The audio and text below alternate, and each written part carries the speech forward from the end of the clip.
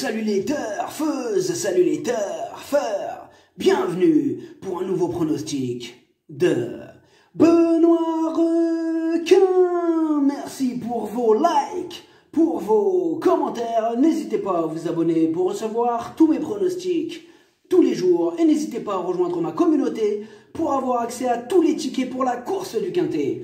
Ok, place au pronostic du Quintet du jeudi 12 novembre, direction Paris-Vincennes pour le prix de Cognac. 3 attelés, 2850 mètres, 16 partants, réunion 1, course 1, indice de confiance, 3 sur 5. C'est un Quintet qui peut nous réserver quelques surprises. Il y a en effet plusieurs spécialistes de la disqualification. Ça sent le Quintet à galopade, méfiance, à jouer avec modération. Cette vidéo, je la tourne avant l'arrivée du Quintet de ce mercredi. Je reviendrai dessus demain. Et je vous invite à soutenir la chaîne de ma cousine Mary Nova. C'est la douceur et la gentillesse incarnée. Ah ouais, elle est trop gentille. Elle a créé sa chaîne au mois d'août. Merci à tous ceux qui s'abonneront à sa chaîne. Et je vous ai mis son logo à la fin de la vidéo. Pour le niveau yo-yo total VIP, ce mois de novembre, on a atteint 5 872 € de gains et on n'est que le 10 novembre. Aïe, aïe, aïe. Et au total, depuis le mois d'octobre, on approche la barre des 20 000 €. On atteint 19 080 € de gains. Ça fait super plaisir. Le niveau qui donne accès à tous mes tickets pour la course du Quintet, c'est le niveau yo-yo total VIP. N'hésitez pas à rejoindre ma communauté et vous récupérez tous mes tickets dans l'onglet communauté. Ok, c'est parti, on commence le pronostic et on commence avec le numéro 1, Clovis Montaval. Il reste sur 2 échecs consécutifs et là on a besoin qu'il nous rassure.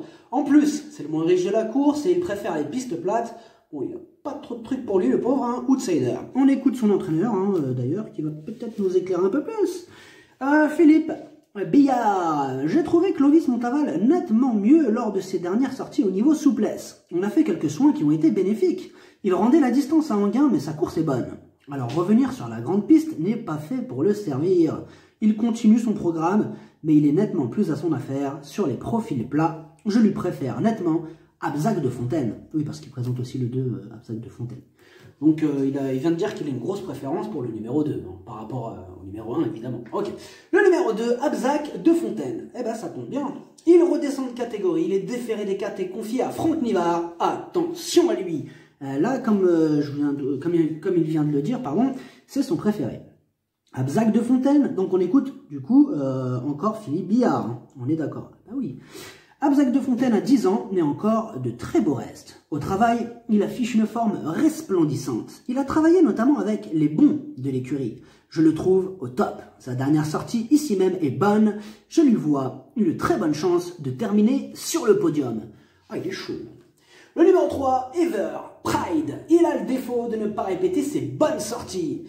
Il va quand même bénéficier du pilotage de Johan Le Bourgeois et il sera aussi pieds nus pour l'occasion. Bon, dans ces conditions, il va tenter d'accrocher une place. On écoute son entraîneur Sébastien Garato. Everpride avait des gains et ne rencontrait pas des tâches évidentes. Il a retrouvé des courses un peu moins compliquées. Il accroche des petites places. Dernièrement, il a bien terminé son parcours. Même si ce n'est plus trop un gagneur, hein, il peut terminer dans le Quintet en venant sur les autres. Il n'a pas les étrangers et les jeunes sur sa route. Le numéro 4, Dixit Danica. Il redescend nettement de catégorie. Bon, il n'est pas toujours très régulier, mais s'il montre son vrai visage, il va en faire souffrir plus d'un sur sa route. Et on écoute du coup son entraîneur qui nous dit « Dixit Danica a disputé le Grand Prix du Centre-Est en prévision de ce prix de Cognac. Je ne tenais pas à le laisser éloigner trop longtemps de la compétition. Jeudi, il est capable de surprendre agréablement malgré la présence de quelques 6 ans. La distance étant plein dans ses cordes. Je ne peux pas le déférer des 4 pieds trop souvent. Il le sera peut-être le prochain coup. Sage, il a sa chance. » Donc c'était Maxime Busset, hein, son entraîneur, pardon. Le numéro 5, Belphégor du Page. Il se frotte à forte partie, mais sera piloté par Mathieu Abrivard. Néanmoins, il lui faudra quand même compter sur un parcours en or pour espérer accrocher une éventuelle 5e place. On écoute Monsieur Hugues Lecoq. Certes, Belphégor du Page ne gagne pas souvent, mais il répond souvent présent. Comme Jean-Philippe Monclin mènera Capital Charme, j'ai fait appel à Mathieu Abrivard, ce qui me convient très bien. La distance lui est égale. Il sera déféré des postérieurs et muni de plaques devant, il est nettement mieux ainsi. Dans cette catégorie, je le crois capable de tirer son épingle du jeu à l'issue d'un parcours caché. Le numéro 6 compte des titans. Il est dans une forme olympique. Il a remporté ses 2 dernières courses. Bon là, il est pieds nus, il est confié à Eric Raffin. Il s'annonce redoutable. On écoute, comment il s'appelle, Sylvain Marmion. Par le passé, quand il arrivait en fin de saison, Comte des Titans n'était plus bien, notamment dans ses allures. Aussi, il n'a pour le moment pas encore couru à Vincennes. Il ne sera pas dérangé par la grande piste. Il a 300 mètres qu'il faut préserver. Eric Raffin vient de le mener 2 fois à la victoire. On a commencé la saison plus tard et le cheval est toujours au top, j'y crois. Ah, il est chaud. Le numéro 7, Capital Charme. On ne peut pas dire qu'il brille par sa régularité. Là, on regarde 11 courses, seulement 2 fois à l'arrivée. Ah ouais, ça refroidit un petit peu. Du coup, comme d'habitude avec lui, ce sera tout ou rien. Et on écoute Grégory Torel qui va nous parler du numéro 7. Capital Charme a encore joué de malchance en dernier lieu et a connu des problèmes de trafic alors qu'il avait des ressources. Il est toujours au top et a bien travaillé ce mardi matin. Il revient sur un parcours qu'il apprécie. J'avais déjà cet engagement en tête avant sa dernière sortie. Il vient d'être poissard à 3 reprises, donc cette fois, il devrait terminer dans le quintet. C'est vrai, il ne va pas être malheureux toute sa vie non plus, donc gros casseur de tickets possible, hein, ce numéro 7, attention. Le numéro 8, Echo de Champ-le-Cy. Il s'est déjà mis en valeur dans des lots mieux composés. Donc, mieux vaut oublier ces 2 dernières sorties, car il y a de la revanche dans l'air. Et on écoute Eric Gilles Blau. À Enghien, je n'ai pas forcément senti Echo de Champ-le-Cy au mieux dans ses allures. Le manque de rythme a joué aussi. Il était nettement mieux à Nantes ensuite dans le Grand National du Trot. Il a réussi de belles performances avec ses allures, mais pour évoluer sur la grande piste, le déféré des antérieurs est un petit plus. L'engagement est beau, sans étranger ni jeune. J'espère bien le voir disputer le podium. Le numéro 9, Bambou Tahiti. Il est archi régulier, ses 12 dernières courses, il a terminé 100% à l'arrivée. Toujours à l'arrivée. Et une fois de plus, il va défendre charmant ses chances. Ah, il est super ce cheval. Ah, magnifique. On écoute Dominique Mautier pour le 9. Bambou Tahiti traverse actuellement une période de forme favorable. Il a la particularité de répéter toutes ses courses. Il est complet, il s'adapte à toutes les distances. Il trouve des conditions de course favorables au départ de ce prix de Cognac. Normalement, il devrait poursuivre sur sa lancée. Le numéro 10, Élu de Dompierre, en forme, régulier, et aussi il trouve un lot qui est largement dans ses cordes. Tous les feux sont au vert pour Élu de Dompierre. Et on écoute David Aon. La dernière sortie d'Élu de Dompierre à Vincennes est excellente car il a effectué une belle fin de course. Bon, pour l'instant, il répond à mon attente. Je l'ai volontairement peu couru cet été car j'avais l'intention d'effectuer le meeting hivernal avec lui. Jeudi, ce prix de Cognac, sans la concurrence étrangère, arrive bien dans son programme. David Thomain le connaît, s'il s'élance correctement, il a sa chance. Le numéro 11, Deganawida, c'est un spécialiste de la disqualification. En 12 courses, seulement 2 fois à l'arrivée. Bon, il vient de terminer 2e à Vincennes, mais avec lui, le plus difficile sera de rester au trot, quitte ou double. On écoute Stéphane Provost. Deganawida a très bien tenu dans le prix Médusa réservé aux apprentis et sur une distance qui correspond tout à fait à ses aptitudes. Il a bien récupéré, il sera mis de la même façon jeudi, c'est-à-dire pieds nus et muni d'un bonnet fermé. Les 6 ans sont à redouter en priorité, mais si tout se passe bien, il me semble compétitif pour une éventuelle 4e place. Il vise la 4e, c'est rare, hein. Lui il est carré, il n'a pas dit 5, il n'a pas dit 3, il dit je veux la 4e place. Vous me la laissez, s'il vous plaît. S'il vous plaît. Ok, c'est parti, on passe au numéro 12, Brandeis Jet.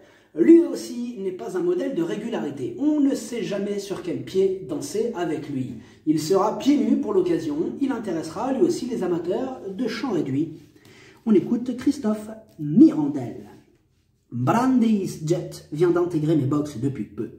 Il n'avait plus beaucoup de courses en Suisse et sa propriétaire voulait qu'il change d'air. Il avait montré ses limites sur notre sol avant de partir. Jeudi, Il aura l'avantage d'être bien engagé et d'être drivé par Pierre Vercruz qui l'a longtemps entraîné. Je signe tout de suite pour la 5e place. Alors, tout à l'heure, on avait le 11 qui veut la 4e. Lui, il a signé pour la 5e. Ils ont déjà réservé les places, vous avez vu? C'est un quintet technique, là. Ah ouais, c'est marrant, ça marcherait comme ça, quoi. Ouais, moi, je prends la 4, moi, je prends la 2e. Ah ouais. Bon, alors, lui, il a signé pour la 5e place, on disait. Hein. Revenons à nos moutons. Voilà. Le numéro 13, Desperado, entraîné par Jean-Michel Bazir. Cela fait bien longtemps que Desperado nous déçoit. Une fois de plus, il sera en mode course, hein, donc déféré des 4. Bon, on sait qu'il va créer la surprise tôt ou tard. Mais c'est ça le problème, sa candidature là, c'est un vrai casse-tête. Car trop risqué de le rayer, mais difficile de lui faire une place. Question de feeling. On écoute Jean-Michel Bazir qui, on sent qu'il en peut plus de ce cheval. On écoute Jean-Michel Bazir. Ah, Desperado m'a déçu dans le quintet du jeudi dernier. Il a été dominé dans le dernier tournant après avoir pris le commandement à mi-parcours. Je reste persuadé qu'il vaut beaucoup mieux que ça. Il faut gérer l'effort différemment. Sur ce qu'il montre à l'entraînement, il n'est pas incapable de se réhabiliter. Bon, là, le pauvre Jean-Michel, hein, il est beaucoup moins chaud que la dernière fois. Bah, c'est normal, hein, son cheval, il en monte de toutes les couleurs. Il faut se mettre à sa place. Hein. Ah, il est déprimant, son Desperado. Là. Ah ouais. Ah, on le sentait pas bien, là, Jean-Michel, sur ce coup-là. On ne sentait pas la chaleur. Hein. Bon, mais bon. Comme je vous dis, c'est quand même impossible de casseur de ticket. Hein. Donc, celui qui fait un champ réduit, qui ne met pas le 13, hein, il est taquin. Le numéro 14, Berlioz de Ginet. Bon, alors lui, ça va être rapide. Sa discipline de prédilection, c'est de remonter. Énorme, non. Là, c'est pas du tout une course visée. Là, ça sert à rien de se prendre la tête avec lui. On le raye. On écoute quand même Sylvain Roger. Ah oui, l'entraîneur du 14. Berlioz de Ginet manque réellement de référence et de maniabilité dans cette spécialité. Il est aussi un peu à court de compétition. Cette sortie va permettre de le maintenir en forme en vue d'un prochain engagement sous la selle. Ici, il va rester ferré. Il peut être éliminé sans risque. Bon, il nous a dit clairement, on peut l'éliminer sans risque, on peut le faire confiance. Allons-y gaiement. Le numéro 15, Baccarat de Niro. Il reste sur 4 échecs consécutifs. Bon, c'est sûr, là, c'est pas très rassurant, mais attention, cette fois-ci, c'est une course visée. Il est déféré des 4 pour ce bel engagement et il va tenter d'en profiter et du coup de remettre les pendules à l'heure. On écoute son entraîneur, Thibaut Le Floch. Ou Le Floch. Le Floch, allez, Le Floch. Les dernières sorties de Baccarat de Niro sont moins bonnes, mais on a commis l'erreur de baisser de rythme avec lui à l'entraînement. On a tout changé depuis et sa dernière sortie à Laval, où il était ferré avant, avait pour objectif de finir, de le préparer en vue de ce prix de Cognac. Autant vous dire qu'il nous a bien plu. Jeudi, tout semble réuni pour qu'il réalise une belle performance et il a sa chance pour une place. Voilà, là c'est clair. Le numéro 16, Duxor de Guèze, dernière cartouche de Jean-Michel Bazir. C'est le plus riche de la course, pieds nus et redescendant légèrement de catégorie. Oh, il a une belle carte à jouer quand même. Ah oui. Là, on écoute Jean-Michel à son sujet. Hein. Jean-Michel Bazir nous dit « Duxor de Guèze a encore fourni une bonne valeur dans le quintet de jeudi dernier. Dans la foulée, il bénéficie d'un bel engagement au plafond des gains et sans les concurrents étrangers. Le rallongement de la distance ne va pas le déranger. Il me semble barré pour la victoire, notamment par Echo de Champ-Lucie et Bambou Tahiti, mais il a sa place dans le quintet. Moi, je suis sous le coup d'une mise à pied. » Eh oui, donc il ne pourra pas être aux commandes, hein. Il a été puni. Le pronostic, ça donne 6, 9, 8, 16, 10, 2, 15, 4, cheval de complément le 7, si jamais il y a un autre nom partout, et ça peut arriver, le 3. Merci d'avoir suivi cette vidéo, n'hésitez pas à vous abonner pour recevoir tous mes pronostics tous les jours, et n'hésitez pas à rejoindre ma communauté pour avoir accès à tous les tickets pour la course du quintet, à jouer avec modération. Bonne chance, chopez-le moi, ciao.